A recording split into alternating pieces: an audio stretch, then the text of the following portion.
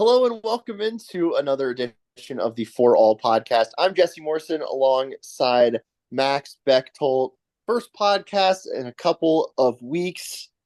I've been sick. Uh, I seem to get sick a lot at this time of year. Um, but I think that's common for a lot of people. Max, how are you doing? I'm doing good, Jesse. A couple weeks off, but a lot of stuff happened in the LPGA in that time, so I'm looking forward to break it all down. All right. So I think 2 episodes ago was when we had our debate about Nelly Korda versus um, Lydia Ko for Player of the Year. Mm-hmm.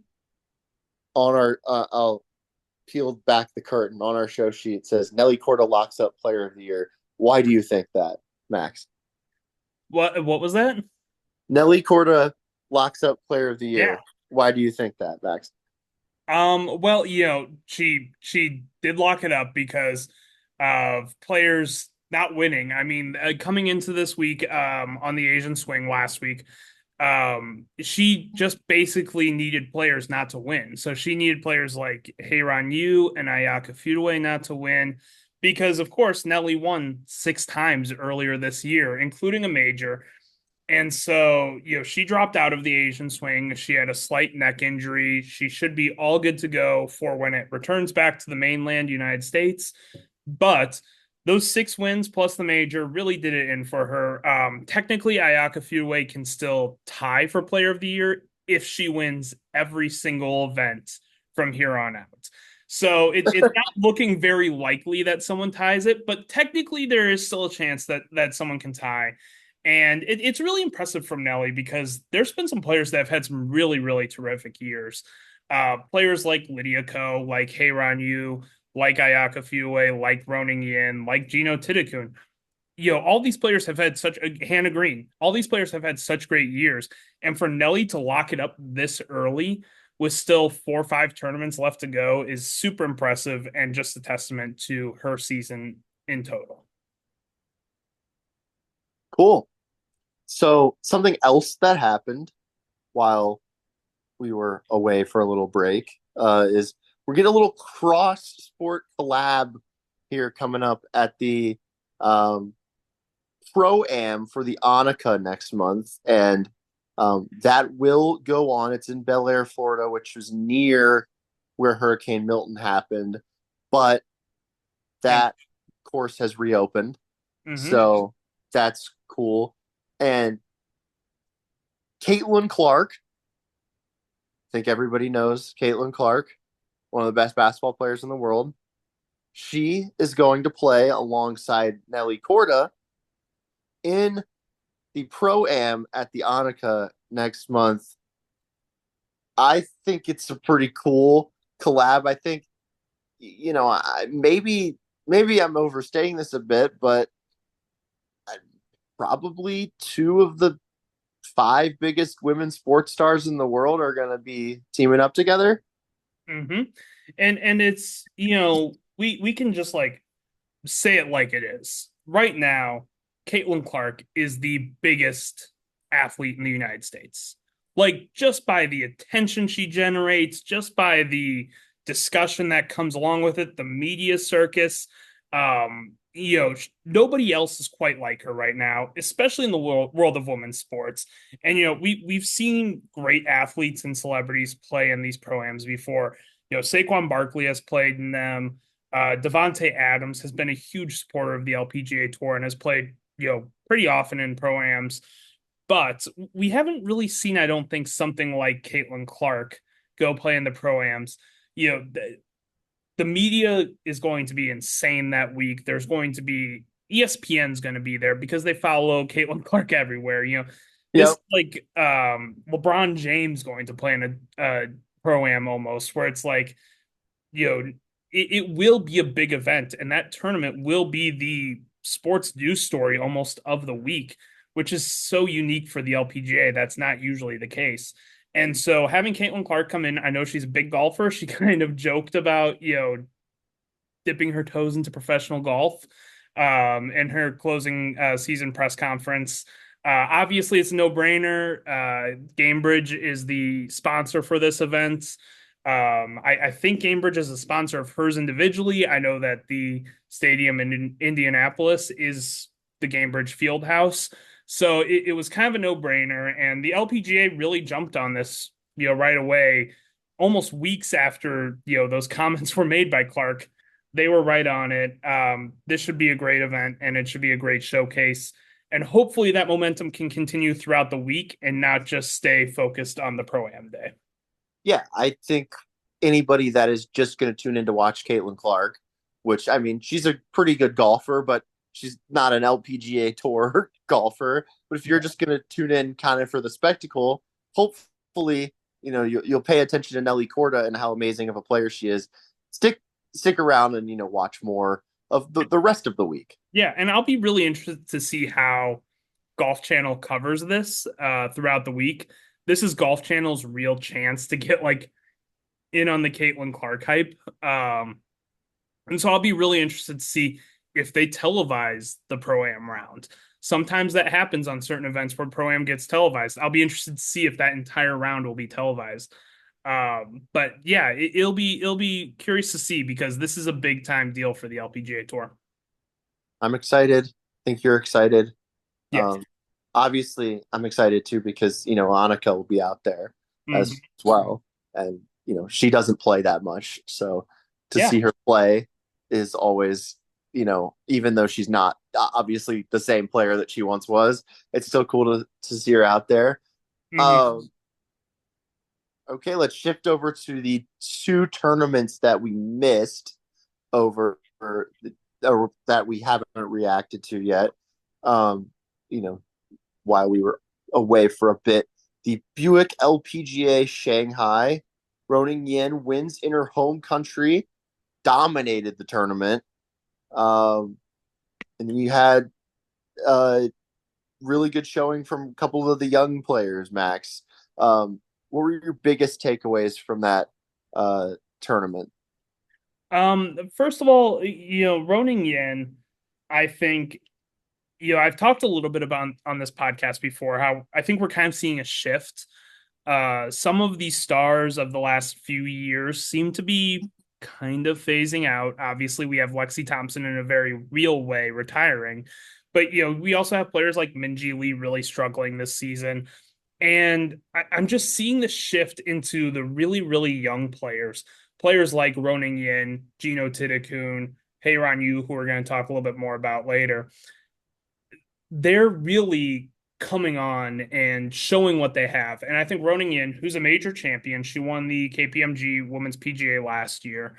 She really is unbelievably talented. I think if you were going to argue like who the most well-rounded player is, Ronin Yin would be right in the discussion. She's an elite ball striker. When she putts well, she's pretty much unstoppable. And this was a great win. I mean, you look at her final round where she just kind of pulled away. She uh went 6 under on the back nine, making birdies on 11, 13, 14, 15, 17, and 18. Like, what a way to finish. What a way to just put the exclamation point on this event. I know her, I don't think she's from Shanghai, but I know her family is kind of originally from Shanghai. So I know this was a big emotional week for her. And it's a great thing for the LPGA Tour because the LPGA Tour is huge in China and they haven't had a whole lot of success on the tour. We saw, um, obviously Shan Chen Feng have a really great career, but Roning Yin seems like the one who can kind of take it to the next level. And it's been a really good year for the country. I mean, Roning Yin won her second tournament of the year here, and Zhi Lin won the bronze medal at the Olympics. So it feels like there's a lot of momentum for China, and that's huge for the LPGA Tour. Yeah, and I think that Roning Yin, she is really coming on as one of the young stars. This is her second straight year of winning multiple tournaments. So she won Mm. two last year, and this year she's won two as well. So she's on a really good trajectory as at 22 years old. She just turned 22 last month, of becoming one of the real stars on this tour.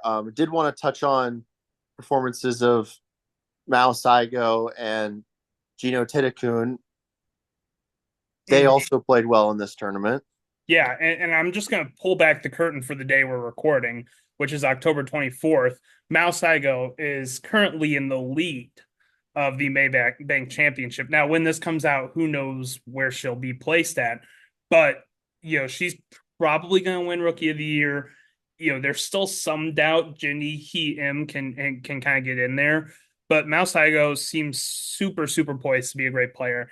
She's an incredible iron player. She's third in the tour in greens and regulation. She put together a great performance. Couldn't come away with it in the end, kind of struggled in the final round. But Gino Titakun, I mean, you can just pick out any week of the year and she's playing great. She doesn't necessarily have the win results that you'd kind of expect for how good she is, but there's going to be a time where it's going to break through and she's going to win 3, 4 tournaments in a year. I probably would guess that'd be next year because she just so consistently puts herself at the top of leaderboards. She seemingly never has bad rounds. And like Ronan Yin, she had injuries at points this year and has just recovered fantastically.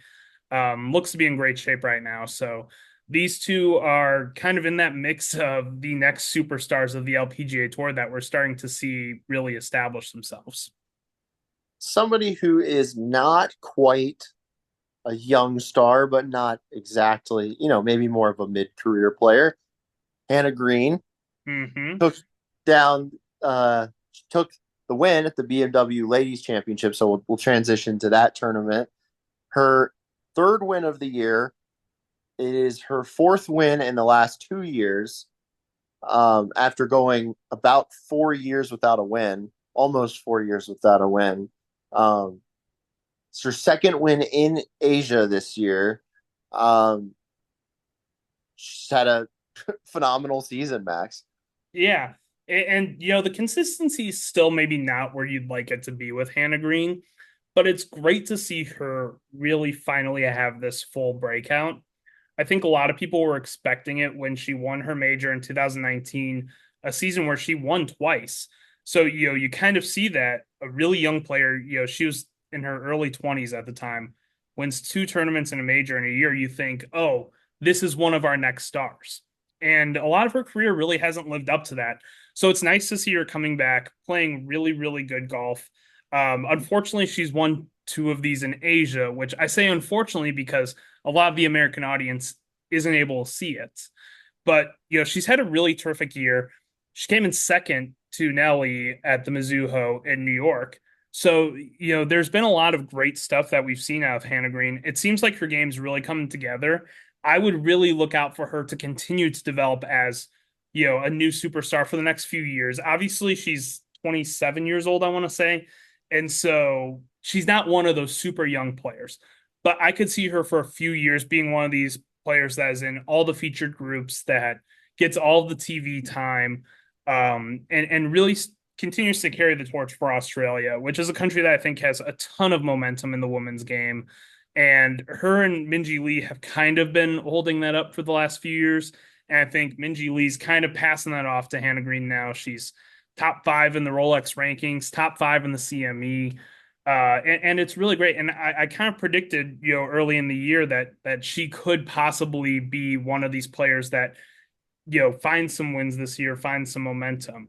And it's great to see that out of her because obviously there's not a lot of unlikable players on the LPGA tour. I think that's a real strength of the tour is that the players are so likable. But Hannah Green is really one of the most likable, even of those. So it's a great thing to see for the tour. And it continues to show the spotlight on Australia as a real growing country in the sport. I'd like to see it. What I'd like to see out of Hannah Green, though, is a little bit better performances in majors. Yeah. Um, she obviously won the major back in 2019, but cut twice this year, cut 3 times last year. Evian was tied for 44th. Women's PGA tied for 24th. U.S. Women's Open, okay, tied for 16th. But, she's really going to take that next step as a star. It's got to be more contention in majors, in Yeah. my opinion. She's still wildly inconsistent, even round to round. I mean, you look at the Olympics, where I was really expecting a lot out of her in the Olympics. plays terrible the first day and then recovers and plays well, almost gets into medal contention, but she set herself so far back early on. And I think you just see that a lot out of her, where is sometimes it's tough to string all those rounds together, but when she does, it's magic. Yeah, and I mean, I will say though, 3 wins again, phenomenal year. You Terrific. can't, Yeah. yeah, you can't deny that. That Just puts her only with Lydia and Nelly. Those are the yeah, only players who have won 3 times. That's really good company to be in, it obviously. just would be nice if they had a little bit more uh major success. She had a little bit more major success. As far as just expanding her star, like you said, somebody that back, in good form at the BMW Ladies Championship was Celine Boutier. Mm-hmm. Um, what do you see out of her this weekend? Yeah, I mean, it's kind of weird and eerie.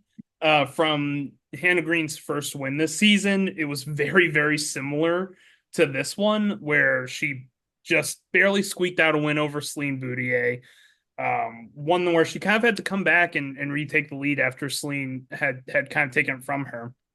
But Celine Boutier kind of had a Hannah Green like season last year, where Celine Boutier had always been kind of a fringe star. She was a well known player. She was making Solheim Cups. She usually put together good results. And then last year, she goes out and wins 4 events plus a major. This year, we haven't seen that same kind of success. So it was good to see her, especially because she played pretty well in the Solheim Cup. I think she was probably like the second or third best player from Europe in that event. And so it's good to see her riding that momentum a little bit, getting a second place finish. She's defending champion this week. She didn't play great, in the first round, but I think it's good to see this kind of momentum out of Celine Boutier, because she could be a really, really great player on the tour for the next few years. And I think this is good momentum. And I do want to point out, you're talking about how she's playing a little bit better. She did win on the European tour a couple weeks ago, the Aramco team series at Shins, and I'm probably pronouncing that wrong. But yeah, there's an individual portion of that, and she won the individual portion of that. So that was her sixth win on the European tour. Um, so obviously is kind of on a on an upswing from where she was, earlier in the year after the amazing um Point season preseason. last year. Yeah. All right, Max. And then, we saw again in this tournament more Gino Titakun. Yeah. I mean, Gino Titakun, I mean, I'm just going to round this into, because we were going to talk about Heyron Yu also, because I kind of put Yeah. them in the same territory as, I think in 3 years these will be the top two players on the LPGA tour consistently. I think they could have a little bit of a Jin Young Ko Nelly thing going, where for 4 or 5 years you just consider them the two best players on tour. And I'm just like looking at how much, especially Heyron Yu is improving. Last year, Heyron Yu gained 1.03 strokes tee to green. This year, she's getting 1.81 strokes. So it's just like you see this jump up, and both of them are incredible ball strikers. Both of them are unbelievably consistent. Like both of them finish in the top 10 basically every week. And they're just continuing to prove how strong they are. They're the last two rookies of the year. And I just think we'll look back on that 1-2 punch of rookie of the year in like 10 years and think about how incredible of careers they've had. And they're both, again, we talked about taking up the torch for countries. Two of the most prominent countries on the LPGA tour are South Korea and Thailand. And Heyron Yu seems to be the next great star from South Korea, and Gino Titakun seems to be the next great star from Thailand. And I think the tour's in really good hands with these two players, because they're just electric. Like they just put in good results every single week. And to kind of tie a bow on all of this, um, I'm of the opinion, I think you share the same opinion, that Nelly Korda is going to kind of transcend the usual narrative that we talk about where, players peak really young and then don't have great careers going forward. I think she's so good that she's going to be good well into her 30s. Yeah, I'm not gonna say that Nelly's best years are ahead of her because I don't think she'll put together what she did this year again. Yeah, But I don't think I think she's got a few more years of her peak at least. yeah. And so, you know, I could see years where she wins a couple tournaments, including a major. So I think with those two players, and then you add in Nelly, and then you add in some of the other younger players that we Now talked about. Saigo, like we Yeah, talked about, I can see her being. Rosang. Yep, Um, absolutely. it's looking like a really good time coming up here for the LPGA tour, and just going back to the Caitlin Clark thing as well. Just great time for women's sports in general. If you're not paying attention, you should be because it's some of the best competition out there right now. Yeah, Um, the tour has never been deeper than it is right now. Uh, yeah. it's just there's so many good players. There's 25 elite players, I would almost say, on the LPGA Oh tour, yeah. which is just incredible. And so many of them are still so young. So the tour should continue to grow. I'm really excited because it seems like every single year we get two or three new breakout stars. I wasn't looking at this year thinking, hey, Ron Yu was going to be one of the best players on tour. And then she explodes, is on the top of leaderboards every week. This is the kind of thing that I think is going to happen every single year is we're going to get these players just taking a huge leap to the next level. Yeah, it's going to be fun. It's going to make it competitive, very competitive, which is always what you want to see. Um, and again, like you mentioned, these players are very, very likable, which is great. You sometimes don't get that on the PGA Tour, especially or just men's golf now. I guess you'd say with the split with the Live Tour and everything, it's just not they're not as likable as the LPGA players. I feel like There's players who you might like. Yeah, there's players who you might be neutral on the LPGA tour. I think you'd be hard pressed to find a full on unlikable player on the LPGA tour, especially if you really pay attention. I think you'd be hard pressed to find a player who you would consider just flat out unlikable. yeah, I agree. All right, Max. So, what is up on the site right now? What do people need to be checking out on Fore-All.com? That's FORE dash ALL.com. A whole bunch of coverage of the Maybank Championship. We'll be continuing that on the Asian Swing right now. Going to be writing a lot about the CME standings because the CME Globe Finals are coming up. CME Globe Finals, which I am actually going to be traveling to and attending. So I can't wait for that. And so I'll Let's get you a bunch go. of good coverage from that. And yeah, just a lot of stuff. Make sure to check out the fashion page. That's chugging along, doing great. We're getting great responses from that. And it's really, really great stuff. So go check all that stuff out. Gonna be dipping into some more college coverage coming up. So keep a lookout for that. And we're about to get some new pros because the Q School series is right now, which is basically where players qualify to go to pro tours. So, next week we'll talk a little bit about that because we're about to have some of our stars from the future kind of emerge. So, yeah, that's all that's up there right now.